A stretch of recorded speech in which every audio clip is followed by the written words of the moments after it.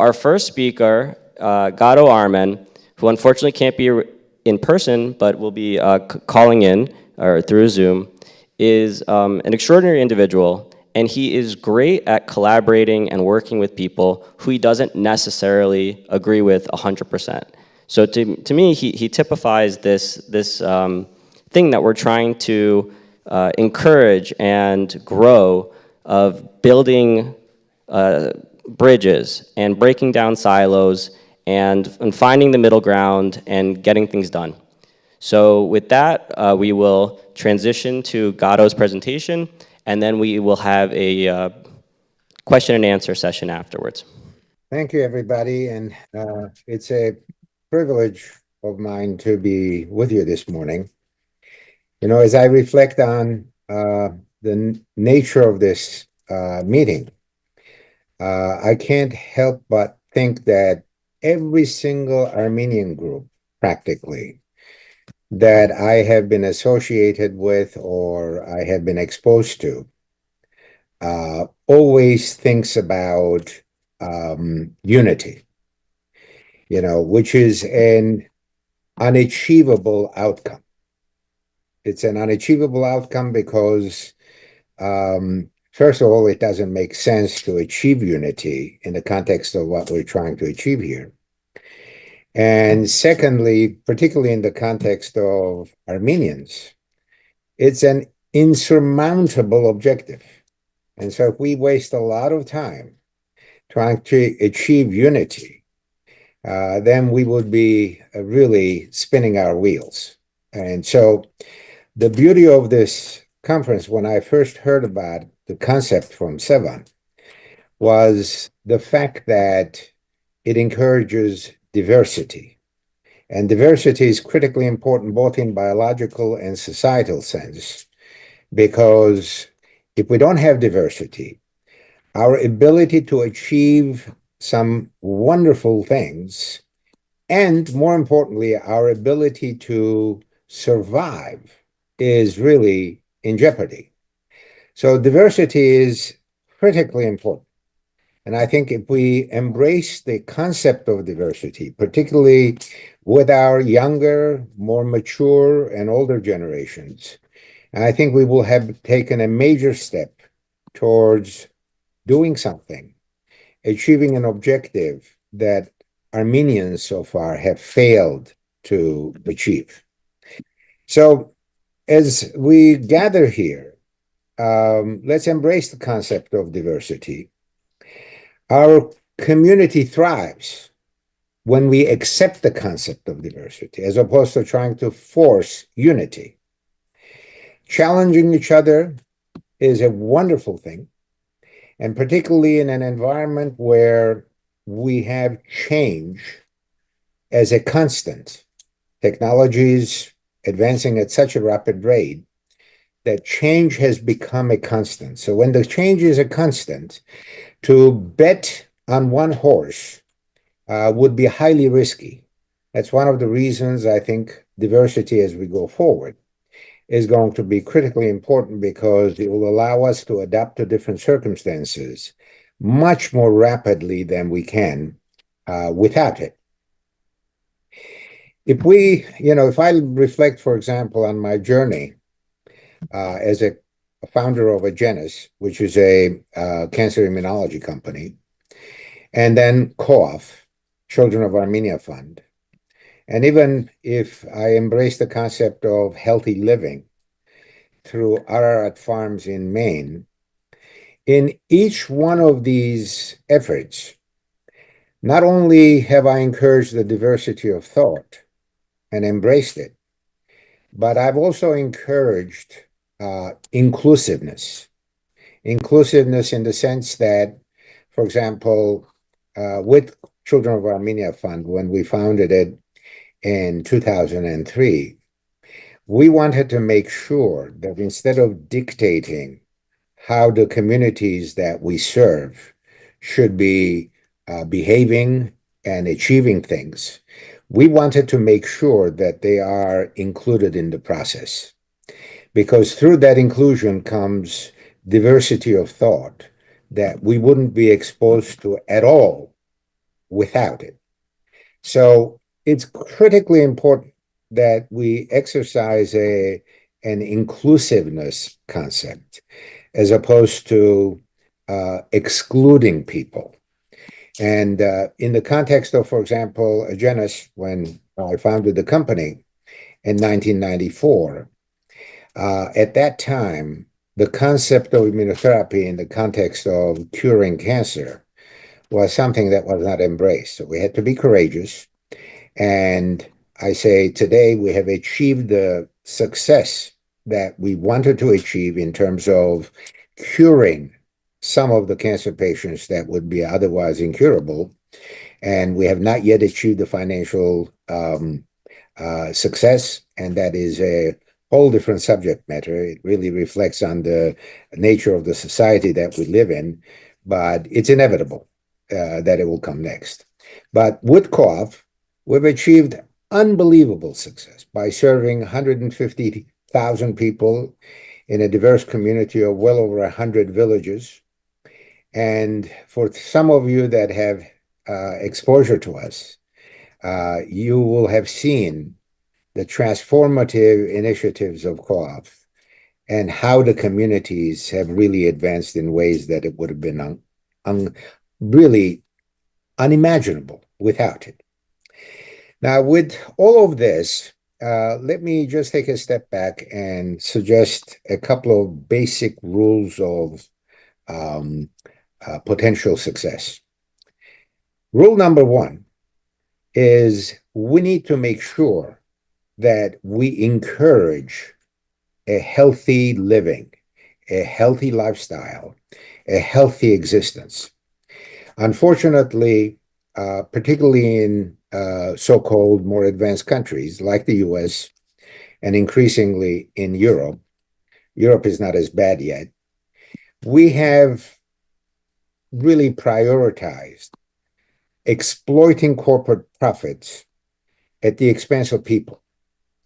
And what that means is really the unhealthy living standards have been integrated in our everyday life, from basic dietary habits to stress factors that really make our lives very difficult to live, all at the expense of profitability at the end of the day. And of course, some of the changes that we're seeing right now globally are trying to address these issues, because while it seems somewhat extreme to take the initiatives that we're seeing in places like Washington, D.C., I must admit that we've gone from perhaps one extreme, which is abusing the system in every way, including our health, to perhaps another extreme that imposes some of the objectives with extreme measures. So my hope is that we will, through all of this process, come up with a solution that will be a healthier outcome for all, a healthier outcome in terms of our bodily functions, our ability to think clearly, and make sure that we set to be role models for the next generations to come. Now, with all of this, I just want to touch upon the importance of technology. Technology, as you know, is a critical part of our everyday life. And most recently, I've become addicted. And if that's the wrong word, I don't want to give you the impression for it being a negative outcome, but I've become addictive to artificial intelligence. And of course, a lot of people interpret artificial intelligence in different ways, but my interpretation of artificial intelligence is that it is a thought partner. It's a thought partner that allows us to iteratively perfect an idea, not take ownership of the idea, but help us perfect that idea in ways that would be impossible otherwise. I mean, I'll tell you, my children when I embraced artificial intelligence a little over 2 years ago in a beta format, much more crude version of what it is today. My children, who you probably know, protested the idea because they thought about it in the context of only as a writing tool. And both of them, by the way, are writing experts, and they have graduated from good places with English and writing degrees. So they took offense to the fact that I was using an external tool for writing. And I corrected them and I said, writing is a tiny little part of artificial intelligence, tiny little part. And increasingly, with the advances in this technology, it has become a discussion partner. It has become a thought partner so that we can iteratively improve our decision-making process by gathering facts. I argue with AI tools.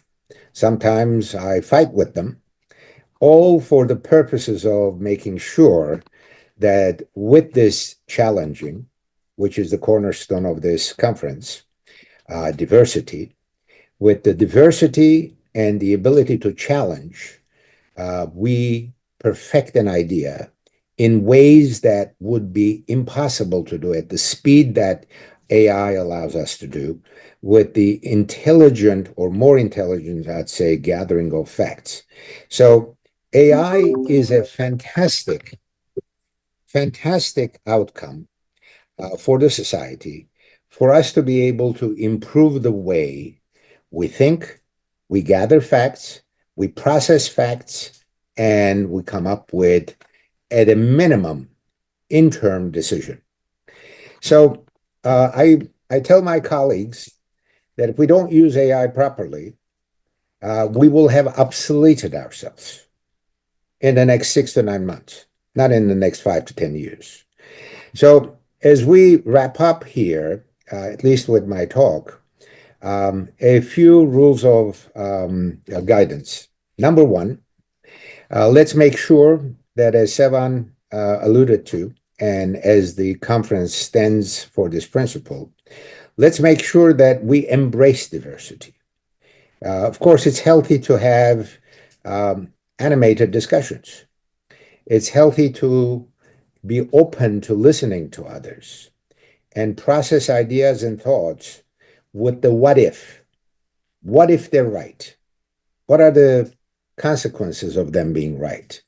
How do we embrace these ideas and make sure that we incorporate them into our thought process?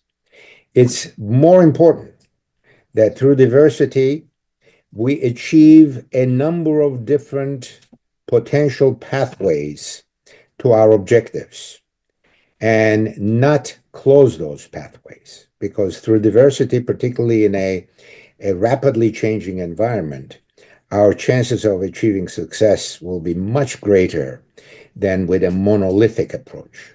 So that's number one. Number two, let's make sure that we become the symbol of healthy living ourselves. That is for our children, our colleagues, our friends, other dear ones. Let us put our behavior where our mouth is.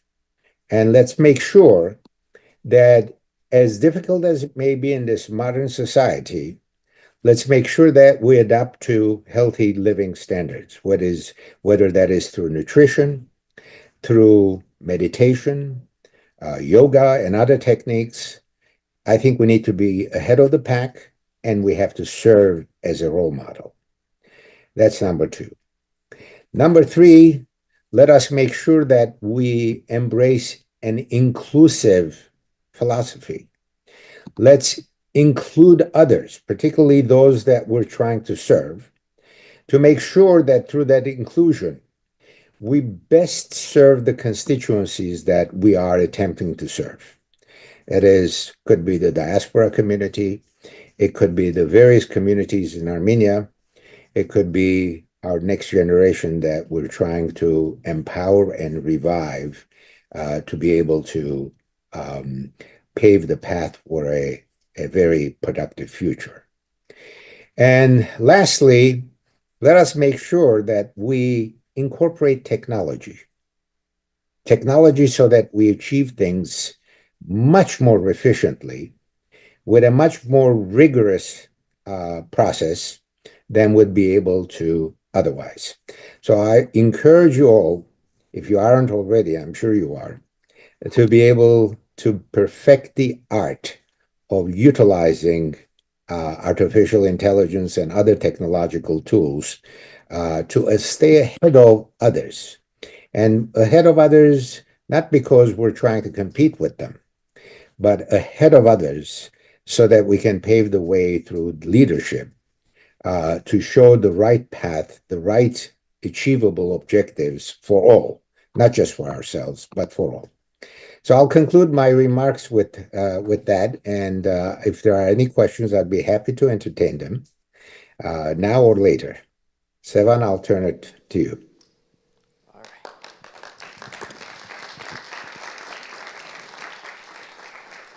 Yes. Hi, Garo. Can you hear me? Can you hear me? Hi. I can hear you perfectly fine. Yes, Lovely. please. Thank you for the For the presentation. presentation. Please mute Please the mute. computer. Okay. So do we have any questions for Garo? No questions. All right, Garo, thank you. It was a lovely presentation. Oh, we have one from Berej Ivazian. Let's see what he has to ask.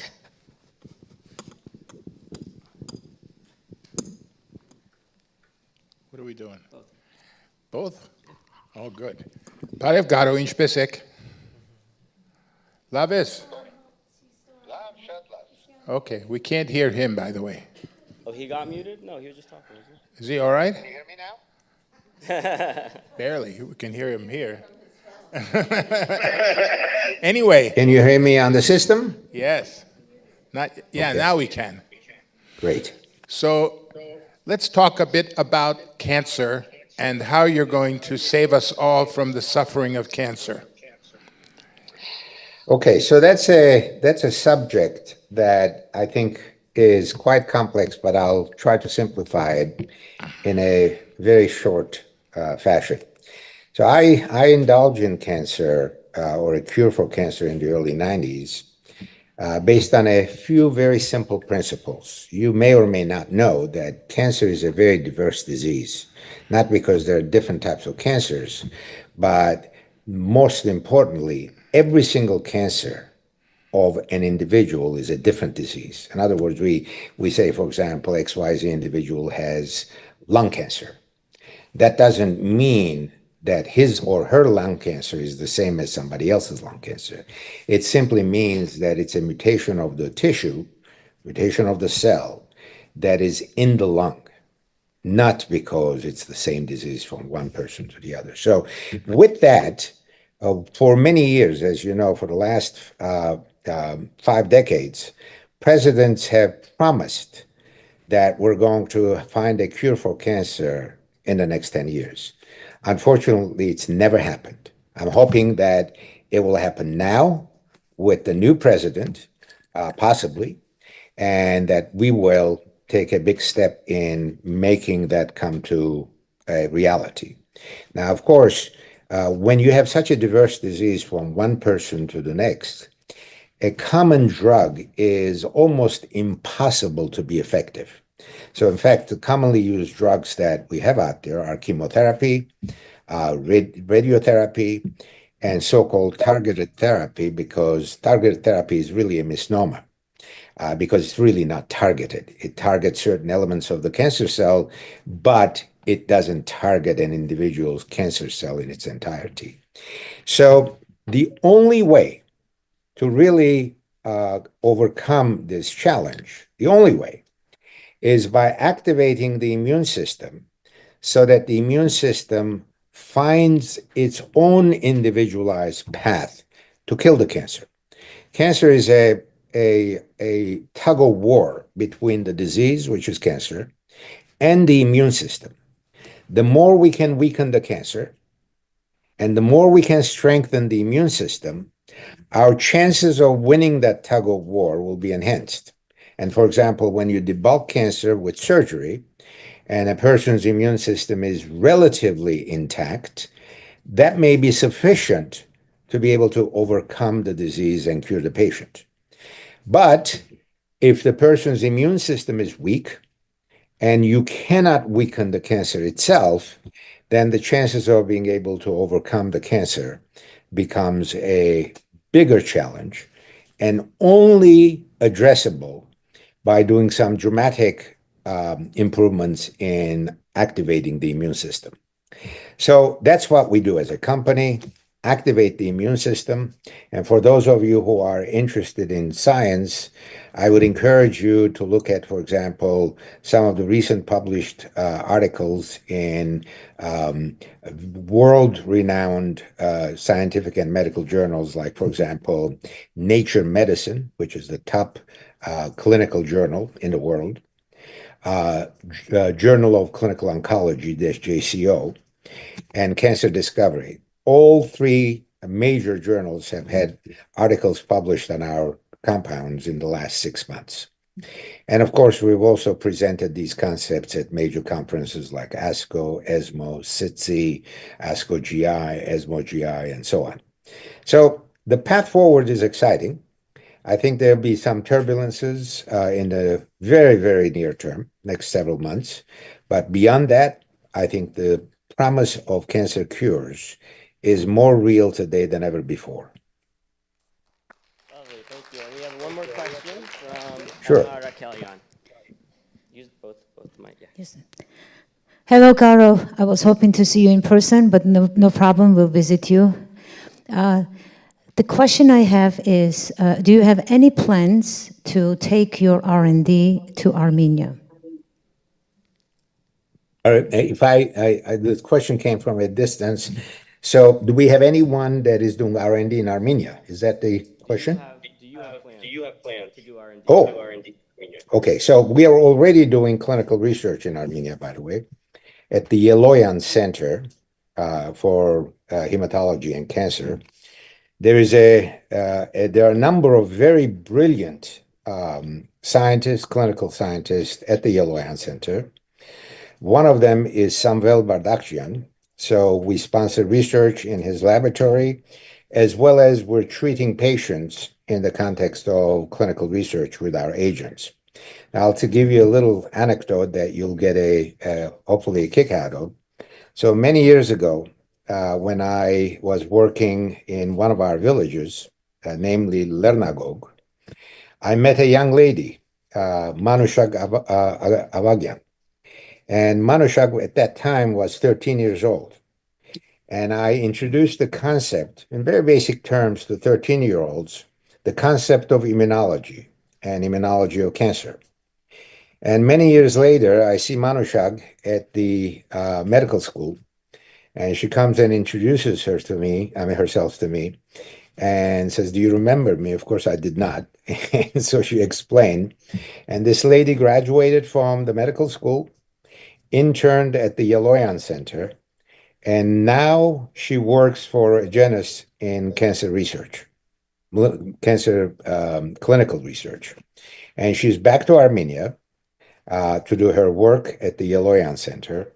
But these connectivities are either God's will or some other superior creature. But all of these things do matter because there are, as my grandmother would say, there are reasons for things to happen in the way they happen.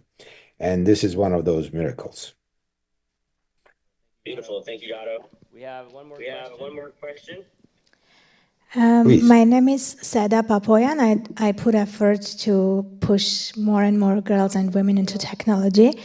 Thank you for the rules you mentioned.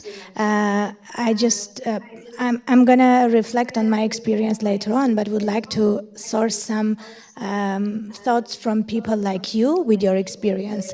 The way you described our future to be inclusive, diverse, and technology-oriented, how do you see the role of women and girls shaping that future? So, Sevan, if you can briefly recap that question, that'd be great. Sure, she asked, how do you envision women playing a role in this technologically inclusive and diverse future?